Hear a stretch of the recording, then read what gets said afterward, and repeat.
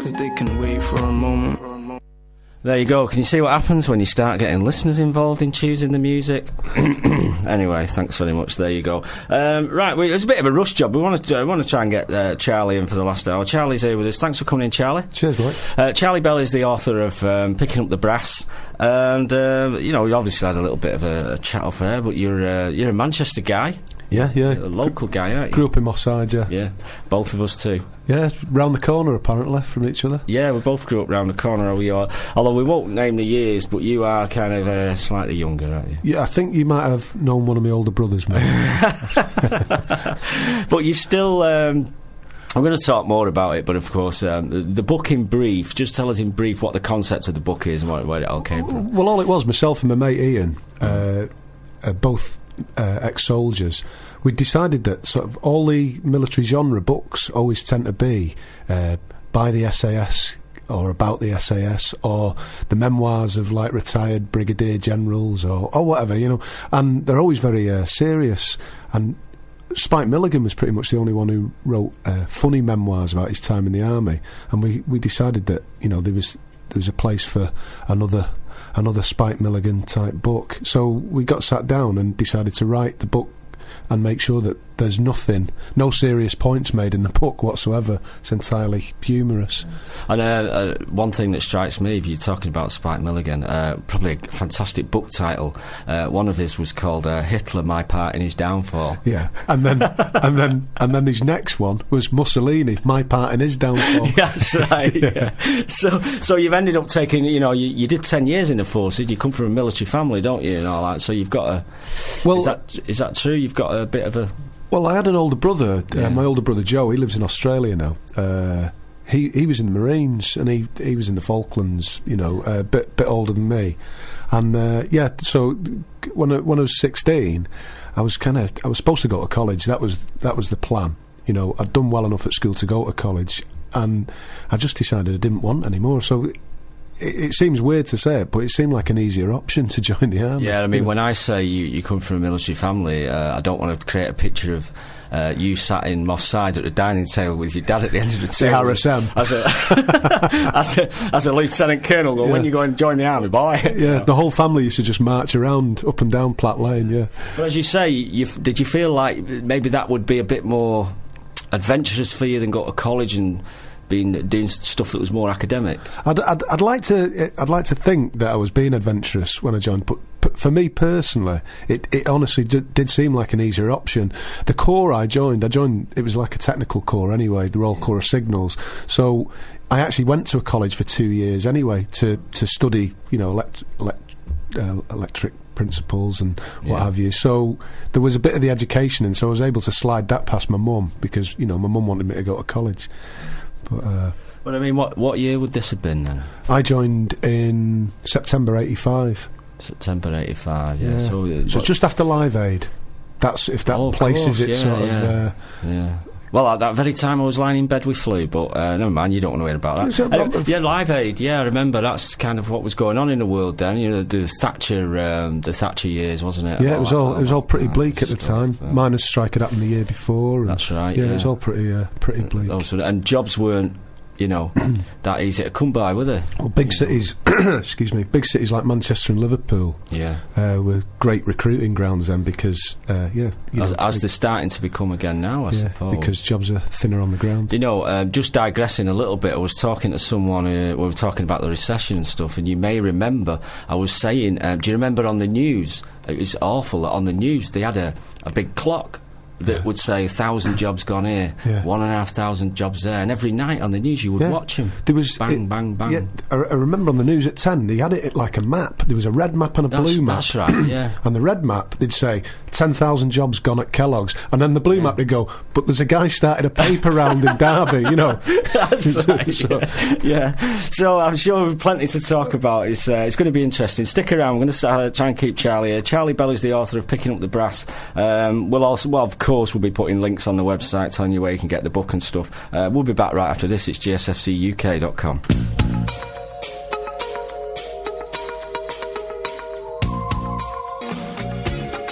Welcome back. I'm Mike Dawson. I'm here with Charlie Bell. It's no surprise. You know what it's like when we get guests on. We tend to start waffling. We've got every intention of doing this, that and the other, and it doesn't happen. So never mind. Just treat the show as a kind of a rollover. Thanks for joining us anyway, Charlie. My pleasure. Is there any significance at all? Your character's called Eddie Nugent. Yeah. Is there any little joke in there, any musical innuendo or anything? Because you know, of course, that would translate to Ted Nugent, wouldn't it? It does, doesn't it? But I googled the name, because I wrote the book with my friend Ian, and we used a joint pseudonym. Yeah. Eddie Nugent, particularly for people from Manchester, and it's worked the treat. Yeah. It's one of those names that you think you know somebody called Eddie Nugent. It's interesting, isn't it? Yeah. I mean, I went to school with a lad whose surname was Nugent, a guy called Kev Nugent. But when I googled the name, other than Ted Nugent, apparently Eddie Nugent was like a 1940s B-movie star in America. So I don't think we're unlikely to sort of get anybody mixing the two of us up. We had someone recently doing an interview. He said, I tried to have a look at your website, you know, Gloria Swanson fan club. He says, I got some 1939 movie star, which of course is what the show was kind of based on, you know. But yeah, that's the centre of all knowledge at the moment, isn't it, Google? Yeah. You know, that is where we find our divine. Well, the trouble is, though, it's like, unlike sort of, you know, as my dad always used to say to me, you know, if you want to know something, look it up in a book. At least books used to be kind of verified. If you Google stuff, it's just something that somebody's written. Absolutely, you know, anything, can't it? Totally subjective. Yeah, we won't even go into conspiracy theories. But just to explain to people, the book is in kind of a comedy novel form, isn't it? But it's using what you would say are true anecdotes from people that people have told you that really happened to you, and all that kind of stuff for your average private in the armed forces, really. Yeah, everything in the book either happened to me specifically, Ian, or one of our mates. Yeah. So, for instance, there's a bit in there that describes he goes to take what they call the Oath of Allegiance, and where I did that was in Fountain Street, just near the Shakespeare pub in the city centre, because that's where the careers office used to be. Ordinarily, you just hold your hand up and recite this oath to the Queen and all that.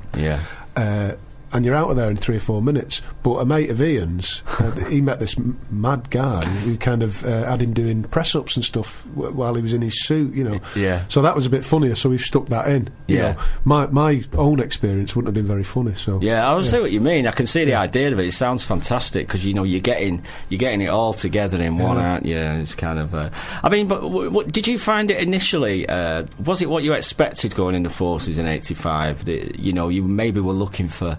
You know, I don't know, a bit more adventure, a bit more knowledge, all that kind of stuff. Did you get what you expected when you first turned in? I know you've mentioned things about kind of the shock and how the new recruits stand out an absolute mile from everybody else, you know. Yeah, I mean, it is, you know, unless you actually have been in the cadets or you've lived at a boarding school or something like that, then there were a few of those lads with us, you know, and they were more equipped to cope immediately. You know, I'm from a family of 4 lads and 1 girl, and, you know, loving mum and dad and all that, and had a really nice upbringing, you know, and nobody really shouted very much at us, you know, and then so going from that extreme, you know, to the other was a massive culture shock. I was after I'd been there a couple of days, I was sat in the toilets crying, thinking I've got to go home, you know, I can't do this. And I remember I dropped a letter to my dad at the time. No mobile phones or anything there, you know. So I sent a letter to my dad saying, because I was only 16 when I joined, all it took was for your parents to sort of write a letter and say, we want him out, send him home. So I wrote to my dad, and my dad just wrote back and just said, you'll be all right in a couple of weeks, just, you know, get used to it. And he was right, of course. You know, it soon wears off. As soon as you realise that everything that's being said to you isn't actually personal, it's just part of it's how they do it, you know. And the psychology of it as well, isn't there? It's because it creates that kind of bond with the guys. Not against, but you have a common enemy. And then I've read somewhere that there's also this thing that when you need some instant action, you're programmed. Sergeant says go. You go. There's no one. You can't sit around talking about it and thinking about it, can you? Yeah, you know, there has to be an element of that. That you know, if you're asked to do something that sort of instinctively doesn't seem good for your own self-preservation, then. As you say, the kind of programming and indoctrination of being used to sort of just reacting immediately to something you're told helps you over initial kind And of then blip. surely you did 10 years, you must have then found that you were getting quite a lot out of being in the army. Well, I had a good time. 10 years seemed about the right. When you sign, or it used to be the case, you could sign for 3, 6, 9 or 22. Bit of a gap there between 9 and 22, you know. Yeah. But you signed for that period of time, and for a lot of lads, 9 years was about what you wanted to do, because you come into the back half of your 20s, you've probably met somebody, you know, and you either it's at that point you either decide to stay or go, or it's a lifetime career. It is, and you know, if I'd have stayed, it would have been this year that I came out having completed 22 years, you know. And I've got a few mates who are coming to that point in their time now, you know, and it's probably a little bit more of a daunting prospect to move into Civvy Street, as you call it. Yeah, I mean, coming out after years. that, back into the everyday life, isn't it? Where people are not, you're not kind of commanded what to do every day and what time you're going to do it. I mean, and my experience was I came home a lot anyway. Yeah. So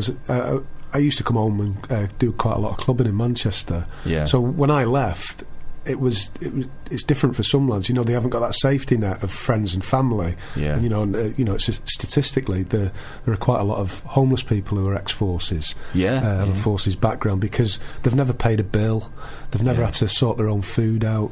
All of these things, along with possibly stresses of what they've seen and what they've been through. Yeah, you know, I mean, depending on what you've done. Yeah, I mean, my personal experience wasn't too grim.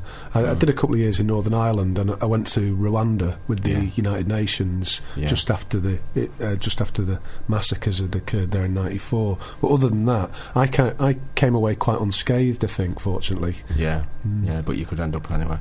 This is Charlie Bell. I'm Mike Dawson. It's jsfcuk.com. We're talking about his new book. Oh, we're meant to be. We will be shortly. He's going to stick around with us for the time being. Any questions or anything? You're always welcome to give us a ring on 01614 999 022. Please remember, any silliness could result in a ban from the show. Deep behind enemy lines. Mr. Dino. Can you relate to that bit of?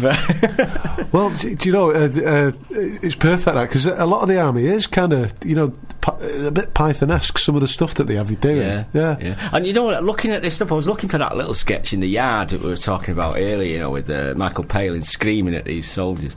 And I suddenly realised there's loads of stuff that the Monty Python gang did, taking the mickey out of the army for some reason. It's perfect. Well, of course, when they first started up, the Second World War had only finished like 25 years before, hadn't it? In the same way that to us that the Falklands is the same distance away now, you know. Yeah. So most of the people that were either watching the TV or their parents had either fought in it or, you know, were in the army, you know, and conscription for national service had only just finished. Yeah, and probably like you could see the ridiculousness of a lot of it, you know. Oh yeah, you know, that marching up and down the square thing where you might have joined the army for action and adventure and surfing and sometimes think, well, you know, I'm going to march up and down the square all day. Well, I mean, here's one for you. I mean, this sounds like a Monty Python sketch. We had an OC officer commanding who turned up at our unit, and you know the big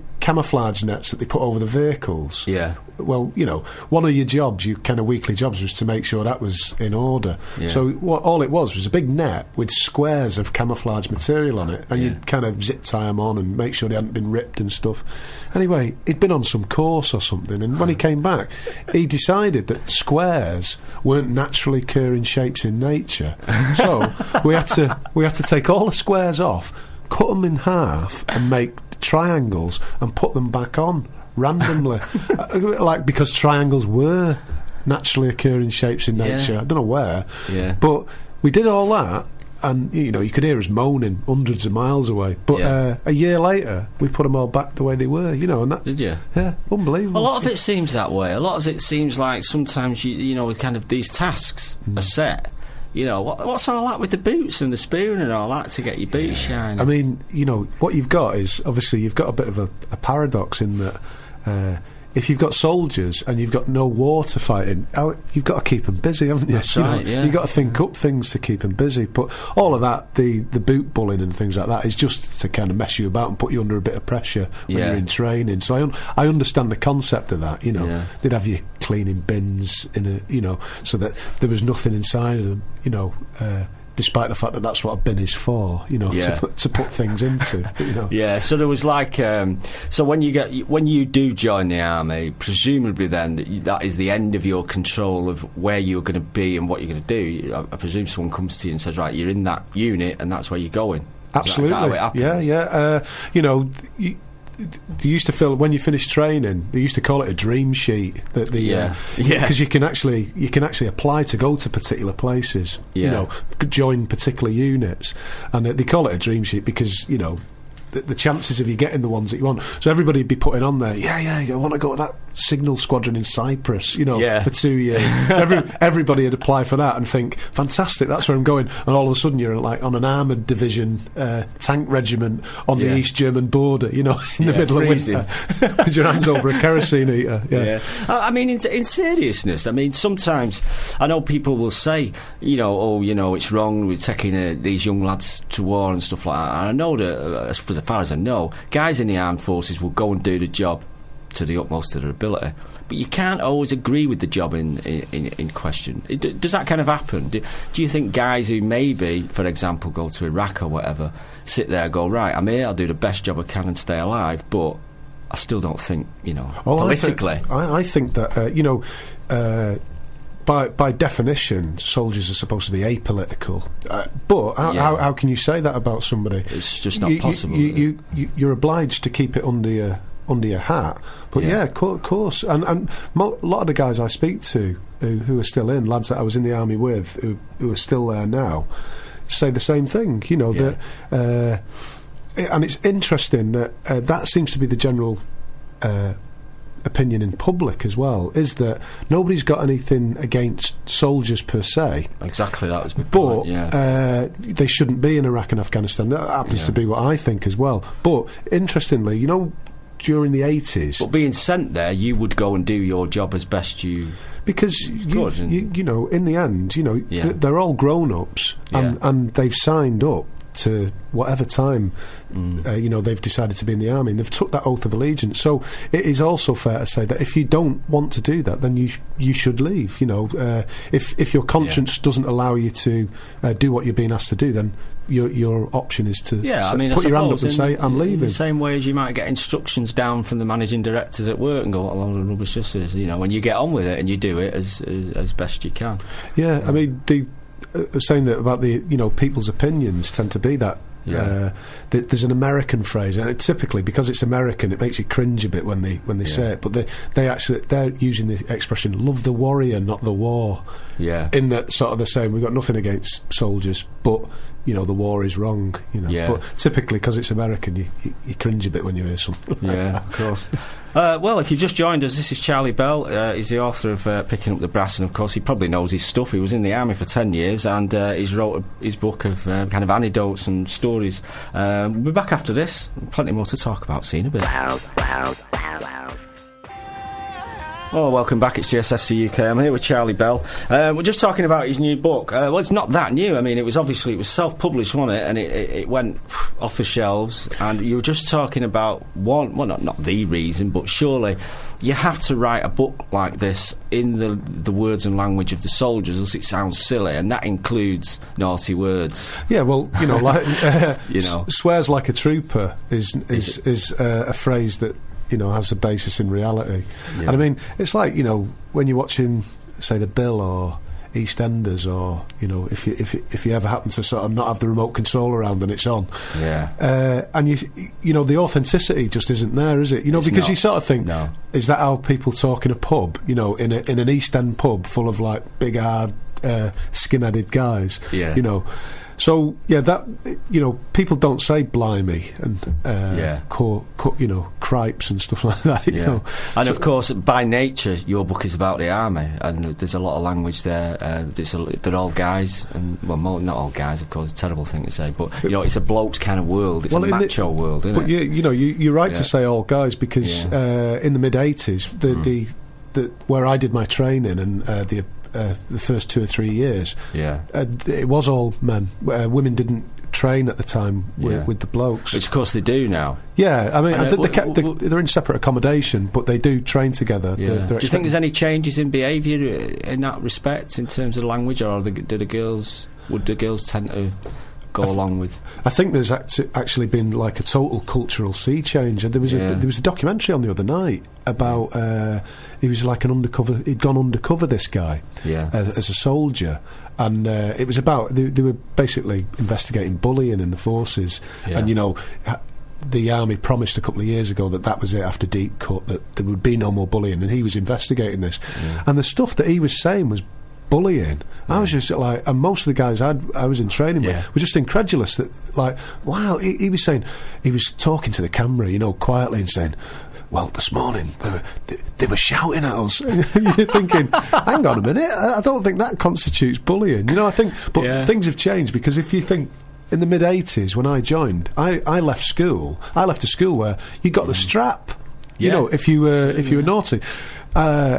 Now, if a teacher was to try and hit you with a leather belt now, they'd go to prison for it. So it's, there's been a definite change. Big change in the behaviour. And then there was the guy, wasn't there, who was he died on some punishment regime. Yeah, he'd been forced to run around a yard in a hot sun and all that kind of stuff. I mean, that was it's unintelligent of the training staff to on a hot day to not let people get the correct amount of fluids inside them. So you've got to kind of be ready for what you get into, but you must be trying to breed, if you like, tough guys. You need them to go to war. They're going to see bad things, do bad things, and maybe there's an argument for saying that's the world you're going to be in. You can't go to mummy saying you're getting bullied, can you? Well, what they always used to say, this expression, cheerfulness through adversity, that kind of Dunkirk spirit type thing. The thing that sergeants always used to say to us in training, they'd be having you doing something ridiculous, press ups in mud or whatever, and and you just be feeling miserable, and one of them would come up to you and kind of prod you and say, "You all right?" and trying to get you to sort of bite a little bit, and they'd always just walk off laughing and say, and the expression was always the same: if you can't take a joke, you shouldn't have joined. And it was about sort of like trying to stay. So they brought the bar down a bit now, but I suppose it's still army life. But every soldier has always said that. Oh, it's easy now. Easy days. Not like when I was a lad. Yeah, exactly. Yeah, I mean, what do you reckon with some of these kind of SAS stories? Have you ever read any of that stuff? I haven't. But, it's not some stuff. It's kind of semi-truth. Yeah, it's not something that interests me to read about, but I can see the attraction of it, and you'll get a load of guys stood round in a pub who've never been anywhere near military service but can tell you all about the SAS. D Squadron do this and Mountain Troop do that, and you think, well, what? There's an expression for it in literary terms. They call it war porn, don't they? That like people who've never been anywhere near any sort of conflict kind of have a bit of a thirst for this sort of material and want to read about. I don't know. Maybe it's because our generation, we haven't had national service or a world war. So.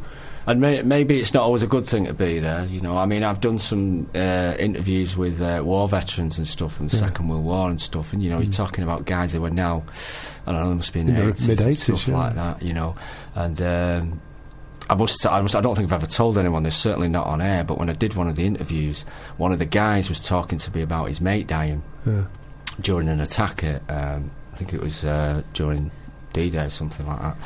And his eyes were going, he was filling up. We're talking 40, 50 years ago now. His eyes were going, he was filling up, and I'm thinking to myself, you better keep a grip here, because I was going, honest to God, I'm trying to interview this guy. I was so gutted at seeing this fella so upset at what he'd actually been through in the war and stuff like that, and you think, he's gutted at his mate dying 50 years later. You know, and that's what it does to people, isn't it? Yeah, and you have to have some sympathy with that. And it's you know, he's living that as if it happened yesterday. Absolutely, which you is could see it's that, an awful thing. And the last, I'm thinking, God, you better keep a grip here. And I'm thinking to myself, but that's one of the privileges of doing this, talking to people like that and stuff. Anyway, tell us about the story. We're going to talk about the story of the book. We're going to stick another tune on because I can't half waffle, as you know. But we'll be back right after this. We're going to find out a little bit about the book itself. It's really interesting. There we go, welcome back. I don't know whether, Charlie, you caught any of the show earlier. We were giving away a DVD and I played the Terminator theme tune. Someone got it. Can you believe someone got it? Got the Terminator theme tune? Yeah. I didn't know there was a theme tune. Oh, yeah. I was a big fan of the Terminator. Do you like that kind of stuff? I like Terminator 2. Yeah, that was about that. Was, all that Guns N' Roses bit to it and everything. I quite liked all that. But then and all that. It just started to get a bit daft after that, I thought. Yeah. The book, Picking Up the Brass, obviously we'll get all the links on the website. People can just click to you and buy it if they want to buy it. And it sounds to me like we might be getting a copy to give away in a couple of weeks. Yeah, I brought one in. Which will be fantastic. Of course, it's choice language, so no young people, please. But just tell us in broad terms the story itself. And, it roughly follows your career, this first part, because as you've just said to me, you've got a contract now to do a few books, haven't you? Yeah, we're going to do 3 books, but the first one, Picking Up the Brass, is basically Eddie Nugent is a 16-year-old lad in Manchester in 1985, which is kind of me. Yeah. And he joins the army, kind of on a whim almost, just happens to be walking down Fountain Street, where the careers office used to be, just by the Shakespeare pub, and decides to join the army and sort of ends up at the Army Apprentices College in Harrogate. It's still there, but it does a different job now. But when I was there, anybody who was joining the Royal Corps of Signals went there for 2 years to sort of do all their studies. He does 2 years there, all his basic training, and he's 2 years there, and then from there he goes on to volunteer for service with airborne forces, to get attached to which again you did. Yeah, unsuccessfully, as is explained in the book.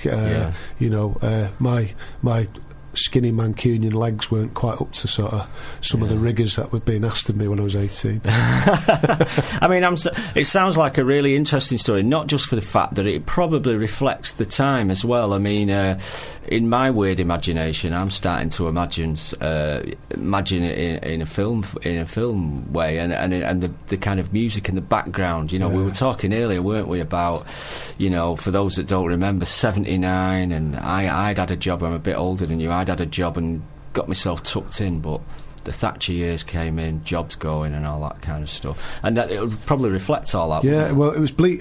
There were bleak times for employment, but great times for music. Absolutely, yeah. It'd have a great soundtrack album on it. Yeah, well, we've made sure that we've shoehorned plenty of contemporary references in there for that time. But obviously we've made references to the clothing that people wore as well. One of my experiences was that a guy turned up at the you go for a 2-day selection where they decide if they're going to offer you a job or not at Sutton Coldfield, and one of the guys turned up. We went to do a run, and one of the guys turned up in a Frankie Says No War t-shirt, and highly inappropriate. Yeah, and these sergeants were screaming at him, obviously he's doing them out of a job potentially there. No war, Now, is that about the time when people started putting names on trainers? I was talking to a mate of mine, and for a long time, training shoes were training shoes, and then all of a sudden, people started going around getting a pair of Adidas Sambas. I was into all that. Green Flash. And from that point on, trainers became a fashion item with a name and everything, and an image and everything. Well, prior to that, you said there were 2 types of trainers, girls and boys trainers. That was it, But I was into all that. I was into my Adidas. Yeah. Now, I don't know whether you've ever done any of that stuff, but I've seen a lot of stuff, particularly on YouTube and stuff, and out in the forces in Iraq, where they have those CD stereo systems on in the tanks and the armoured cars, thrash metal, blasting out in these on these patrols. God knows how anyone can even think Yeah, is that kind of thing? Yeah, going on as you know, well? you can imagine, you know, because obviously soldiers watch a lot of TV, and everything starts to inform itself. You know, like they said that mafioso started modelling themselves on, characters from The Godfather, who were trying to portray what they look like, and everything starts to get a bit confused, doesn't it? That's but right. I can remember being in a helicopter, flying over the Belizean jungle, and the guy was playing Ride of the Valkyries in the helicopter. I remember thinking at the time, this is great, you know, because we were like swooping down low over the trees and everything. You're thinking, wow, So that does kind of go on. Oh, definitely, Incredible, yeah. So you think that there might be a movie in it then? Well, funnily enough, what we're going to do is to help kind of promote the book. Yeah. We've got a couple of friends of ours who are going to film one of the scenes in the book and turn it into a clip that we'll put onto the internet to sort of let people know about it. But yeah, there's a lot of stuff that goes on in it that is visual. You know, there's a scene in it where all the different ways that you can pile in on the assault course pool, the different ways that you can fall into the water. Right, yeah. You know, and I always thought, when I was writing that, I remember thinking at the time, it'd be funny to actually watch this as just a clip. clip as they all... the different ways that sort of like, that you can slide down the rope, or the guy puts a kink in it as he throws it back to you and you miss it completely. You know? Or there's one that we've called the Queen Mary, where you grab the rope too low and you just plough through the water, you know. Yeah. Is all this training absolutely essential? I mean, I suppose your fitness level once you get in there has got to be brought up to... I think especially now, I mean, most of us, I mean, you know, going back to sort of, it's not as hard as it used to be, but certainly I was quite fit by the mid-80s. I played a lot of football. We were always out and about. You know, there weren't as many computer games to play. We were generally running off from somewhere, you know, with somebody chasing us, usually out of the park or whatever. So we were quite fit guys, and I think that has certainly changed. That sort of the basic fitness of, you know, teenage kids is a lot less than it used to be. I mean, I noticed that, you know, was it your friend Ian who you wrote the book with? You're saying you met in the forces and stuff. Do you have any choice over stuff like that? I mean, would you be with that group then through your career, or could you get sent off somewhere? No, I think it's outside of your control. People just get posted. When you go to a particular unit, you're kind of posted there for 3 or 4 years. Right. So at the end of that 4 years, you just get kind of notified by like a letter telling you this is your next posting. You've got no choice over that. As I said before, you can fill in this sheet and hope that you're going to get something. The only other way out of that is to volunteer for different things. So you could volunteer for service with the SAS or whatever, and go and do the training for that, and that would take you off in a different direction. You could apply to become a helicopter pilot, you know. So there are things that you could do to sort of like forge your own way, but generally you're just floating around. You just get posted here, there, or everywhere. These letters just come right from above. Someone that doesn't know you. Manning and Records, they called it. You know, this sort of like amorphous organisation above you, Manning and Records. Fantastic. I don't know. Right, we're with Charlie Bell. We're going to be back after this. It's jsfcuk.com. Well done, time fly. It's jsfcuk.com. It's WFM. Thanks for joining us, most of you. Don't forget CG Soul Heaven is going to be here right after the news. I'm here with Charlie Bell. He's the writer of Picking Up the Brass. Oh, should I say co-writer? Of course, Ian was involved with you in that. We just talked about the writing process itself. Putting a book together, sitting down and writing it. How easy, hard did you find that, actually getting those words on the paper? Well, I'm inherently lazy. You know, and I was reading something yesterday about writing. There was like a giveaway in one of the papers, and it said that most writers will find reasons not to write. You know, are very good at finding justification for, you know, this is wrong or that's wrong, or it's not sunny enough, or, you know, there's too much noise around. There's loads of reasons not to get sat down and done it. But when we were writing the book initially, I was working away quite a bit in the Lake District, so I was spending some time on my own in hotels. And you know, and that helped to sort of like focus the mind and stuff. I was a bit sort of like a binge writer. I don't know if that's an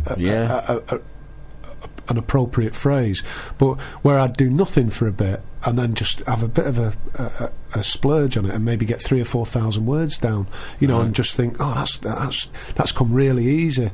So I mean, I read somewhere that there are writers who sort of like are quite disciplined in their craft about it, in that they will sit down and do 500 words a day. They will make sure that they do that. Yeah. But then, when I look at that, I sort of think, I've already got a job. I don't want... All of a sudden, that becomes like a job again. You know, it's like, oh, this is one of the things I have to do. Did you ever today. get the feeling, look, if I know what I want to say, if I could just kind of download it from my brain, that would be great. Physically sitting here and, you know. I mean, there was a girl I spoke to who did a hell of a lot of writing for Radio 4, and she said virtually exactly what you said. She'd have a commission, she'd have a month to write it, and in the last few days, you know, she might write it. But really, it's like the pots want doing, and it's a nice day, I'll go outside, and it's every reason not to do it. I mean, I think, you know, we're all of the same mind in that... there was only a couple of kids I knew in class who didn't do their homework on the bus, you know, would actually have it done in good time. The rest of us, you'd be doing it in registration, your homework, and, you know, just getting it done, just getting it in under the door, you know, with seconds to spare. And I think most of us kind of work like that, don't we? Yeah. So, do you think there's a career in writing for you now? Would you move on to other stuff? Have you started to create in your mind that mindset of a writer and maybe look at other ideas for the future?